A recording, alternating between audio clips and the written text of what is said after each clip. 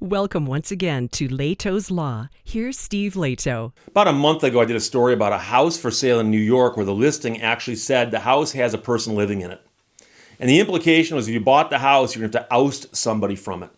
And the person had no legal right to be there, according to the seller. Now it's happened again, this time in California. Homeowner locked out by tenant who is accused of illegally subletting the home by CBS LA staff.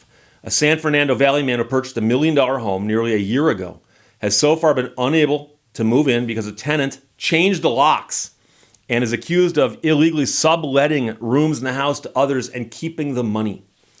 Police told the new homeowner he cannot enter his home even though he continues to pay the mortgage and the utilities. People are going to look at that and go, Steve, the cops say she's right. No, that's not what they're saying. The police are saying they don't want to get involved. Imagine this. You're the homeowner. You got a stack of paperwork that says you own that house. In fact, the paperwork's been filed at the county. So you call the police and goes, a person in my house, get him out. Police officer goes, okay. Walks up, knocks on the door. Door opens this far with a chain across it. Woman sticks her head out and goes, can I help you? Police officer goes, yeah, guy out there says he owns the house. Oh, he's lying to you. Or I still have a legal right to be here. I signed a lease. At this point, the police officer could theoretically, I guess, go down to the county register of deeds, start doing title searches and so on. Or he can look at you and go, okay, I'm sorry, it's a civil matter. Take it to court. Now, it's true. Trespassing, burglary, all these things, they are crimes. But underlying all of them is the element of who owns the property. And a police officer is not in a position to make that call at that moment in time. So they're not saying a woman's got a right to be there. They're just simply saying this is a civil matter. It should be settled in court. So the tenant insists she has a legal right to live there, though according to the owner, she's never paid him a dime in rent. He says it feels surreal. What a ridiculous scenario. Now, when he purchased the home last summer, he was told there's a tenant in the house who's refusing to leave. According to court documents, the tenant had answered an ad on Craigslist to care for the 4-year-old child of a woman who previously owned the home and had cancer. Within weeks of the tenant moving in, the previous homeowner was hospitalized and soon died, but the tenant refused to move out. Now, an attorney for the man who bought the house says, we're almost 2 years after her labor agreement was over, and she's still residing in the home. According to court documents, the tenant is now renting out rooms to strangers and calling herself the landlord, even though her name is not on the deed. The man's name is on the deed. So the TV station got a hold of one of these people who's subletting a room, who said, she gave me a lease and said, I am the homeowner. I am the landlord. I am on the title. She said she agreed to pay $1,200 a month to rent a room in the house after answering the ad on Craigslist back in January. She said the documents that she saw looked legit. According to a declaration, another subtenant who was paying $1,100 a month said there were 6 other subtenants renting rooms in the house when he was there. So there's the woman calling herself the landlord, and apparently 7 other people subletting rooms for about $1,000, $1,100, $1,200 a piece. This woman's making a lot of money operating this house as a rental, and she's collecting all that rent, the owner said, and she ain't giving it to him. Asked who's paying the mortgage and the utilities, the man raised his hand, indicating he was. The attorney said she's tried for months unsuccessfully to get the tenant out of her client's home. Now, the attorney says she's very skilled at the legal process. I'm surprised myself. Most people out of law school just past the bar can't do what this woman did. But they never say what she did. And that's what I'm curious about. Did she file something with the court indicating that she has a right to be there, such as a forged lease or something? In an email back in November, the tenant told the attorney that if she wants her out, the bottom number is $35,000. So you can pay her $35,000 and she'll leave.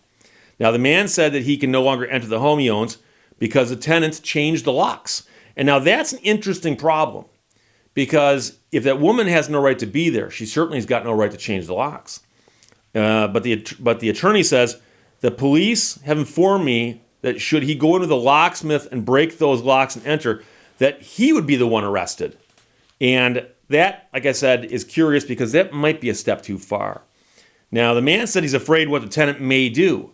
She has sent emails saying she has guns in the house and that he could be harmed if he enters the property. writing accidents happen when strangers come into the home and that the owner could end up in the ICU. The man who owns the home said he's also concerned about the subtenants paying her rent. My biggest concern is something tragic will happen inside the house at some point. And by the way, if one of those subtenants inside the house trips and falls inside the house, of course they sue the homeowner, which is the guy, not the woman taking their money. In text messages to one of the subtenants, the woman talks about trying to get another subtenant out by filing a restraining order against him. The tenant writes, "I'm going to bruise my face. Serious. I went to urgent care to get a note and smeared lipstick all over my eye, LOL. Pinched my cheeks hard." So apparently, she's indicated she's willing to fudge a little bit about the truth. Now, the owner has filed a police report for forgery, claiming the tenant broke the law by signing leases as the landlord of the property. The LAPD detective handling the case said in an email that he's working on handing it over to the district attorney to potentially press charges against the woman in the house. "I'm doing everything I can legally to stop this, and yet I feel helpless," the owner says. Now, within the last week, there is a big development and good news. A judge granted the man who owns the house a 3-year restraining order against the woman in the house. She cannot come within 100 yards of him, and she cannot come within 100 yards of the house. So the interesting thing now is to see what she's going to do. Is she going to abide by the court order? Because there is when a police officer can knock on the door and say, "I've got a court order for your ouster." It doesn't matter what she says. She's leaving. The man's plans now are to work with the subtenants directly to get them to move out so he can finally move into his home almost a year after he purchased it. CBS LA did reach out to the tenant, that's the woman who was there, for her side of the story. She said she's being targeted because of her race and believed that the man who bought the house will lose his eviction case against her, adding that she is legally subletting portions of his house out. And, you know, a lot of this stuff goes back to such basic rules of contract law. I can sell you something I own. If I don't own it, I can't sell it to you unless I'm an agent of the owner, like a man at a car dealership who's selling you a car, or a gal who's selling you a car at a car dealership.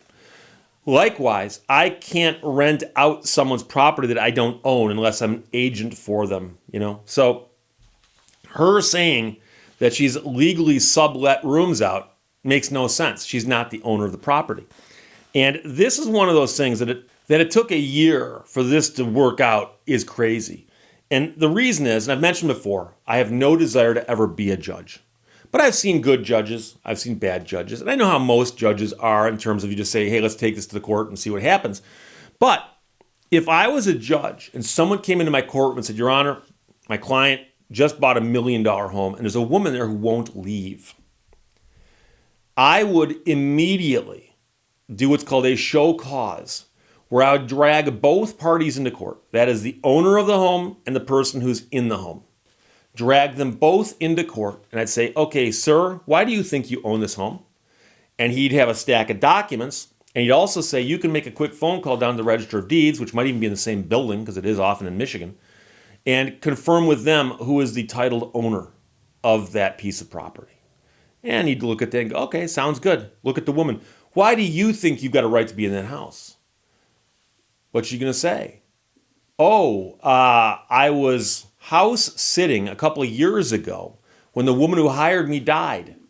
Okay, unless she left the house to you in her will, there's no reason for you to still be there, is there? Explain to me why you are still there. And you would actually hold, for lack of a better word, a summary hearing at that moment in time. And if somebody claims, hey, look, I need some time to prepare, I didn't bring my documents with me or something, but the show cause hearing will often say show cause as to what you're asking.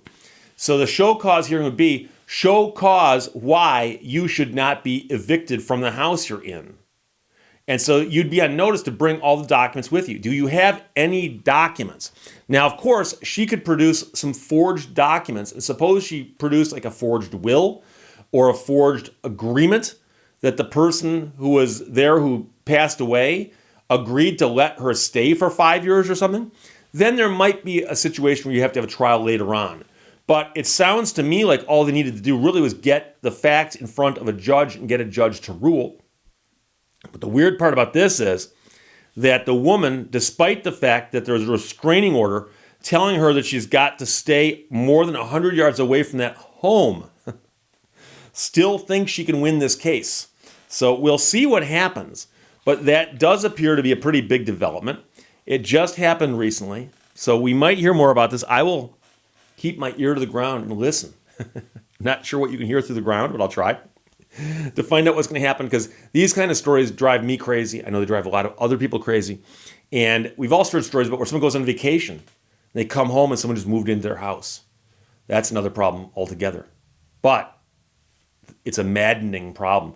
But Susan, Ed, thanks for sending me the story from CBS LA.